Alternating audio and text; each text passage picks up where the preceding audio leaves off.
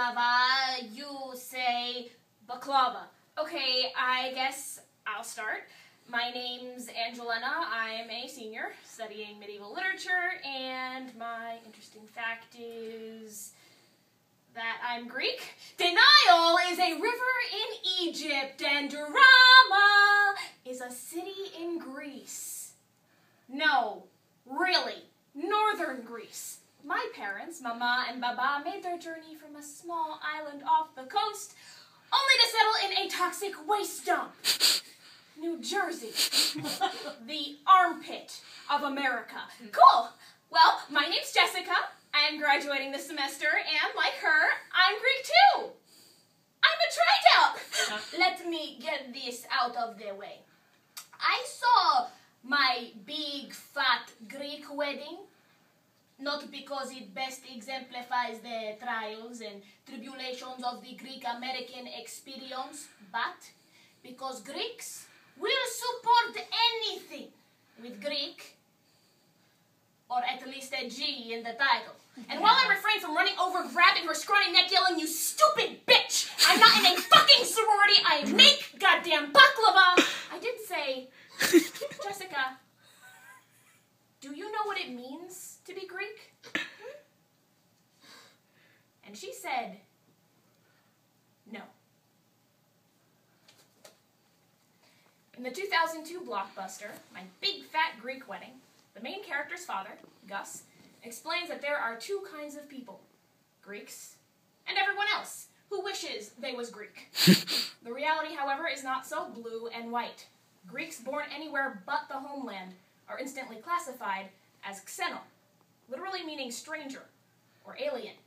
And American culture boils down Greek society to mere stereotypes, assuming that we all eat moussaka while breaking dishes with Zorba the Greek.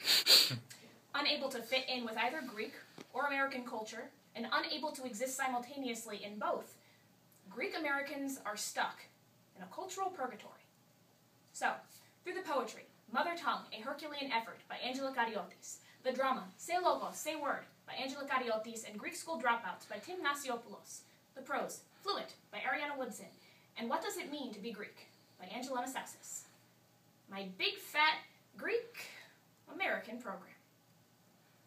So the other day, I brought this friend home, and she was like the most popular girl in school. Anyway, I was so excited to have her over, and I was just like, I hope they don't do anything today. So we walk into the house,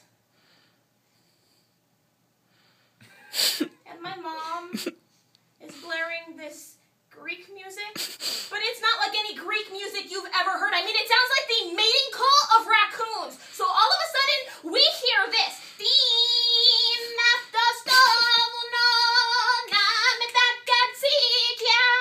And I was like, when did Yaya get a record deal? Lest you enjoy too much hearty laughter at the revitalization of a culture a few thousand years old. The birthplace of civilization relegated to dusty textbooks and classic studies majors.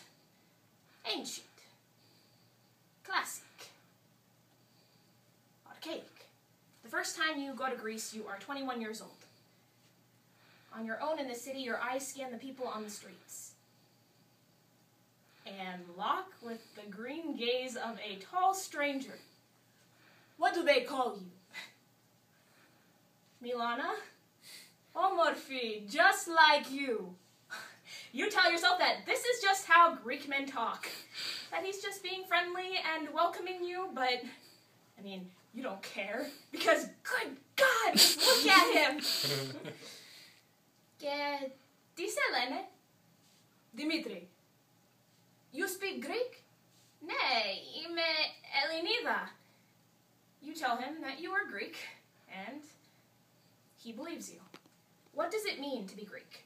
It means I don't have a first language. I have two, Roti Roses.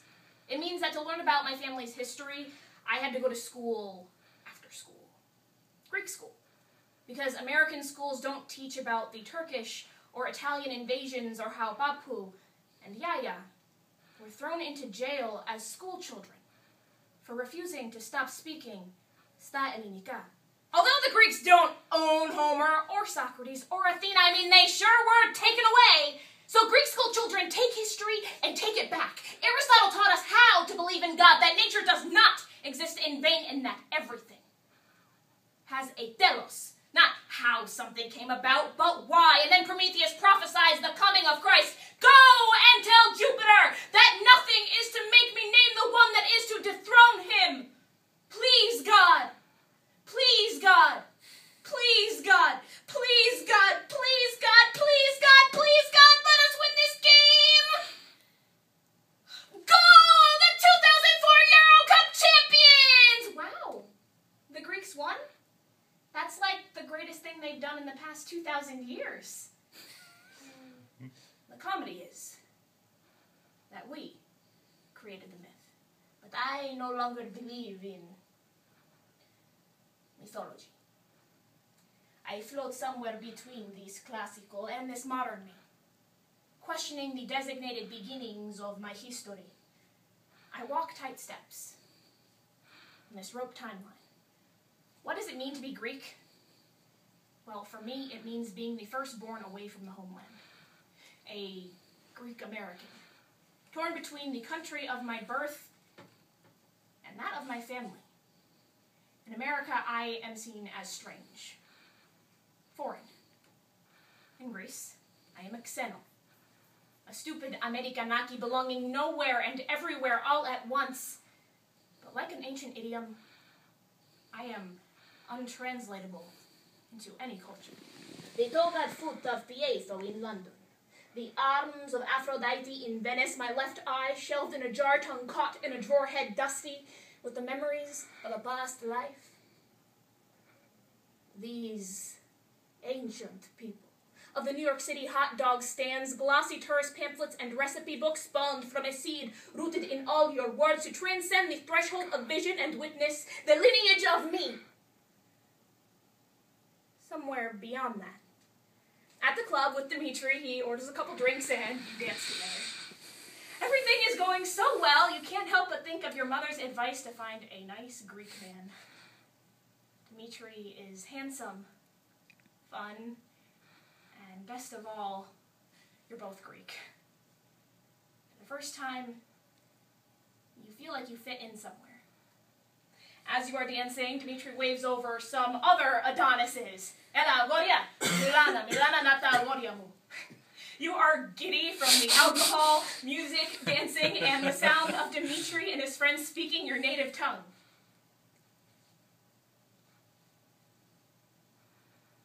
But then the haze dissipates as you discern the phrase, "Y Americanida, y Butana, no misi ne elinida." The American slut thinks she's Greek. His friends laugh as you grab Dimitri's hand and make him face you. I know what you're saying, you know. You don't understand me, stupid American. You start to argue, but then you realize that he's right. You know the language, but that is where your comprehension stops. Not being able to live up to it is the tragedy of it all. Please, God, sing in me muse, and through me tell the story of that wanderer. The next morning, you wander alone through the city in Greece and follow your nose to an open-air farmer's market. A woman notices your expression and smiles. You are not familiar with this. You are from somewhere else, yes? And it almost takes you too long to process. But just in time, you say, no, it's just been a long time.